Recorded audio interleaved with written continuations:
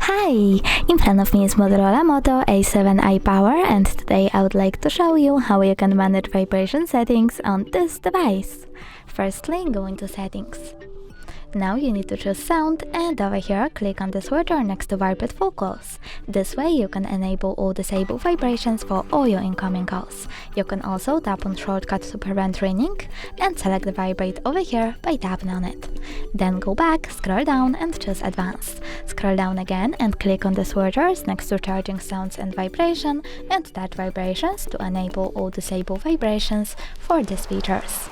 Thanks so much for watching. If you enjoyed this video, smash that like button, comment and don't forget to subscribe.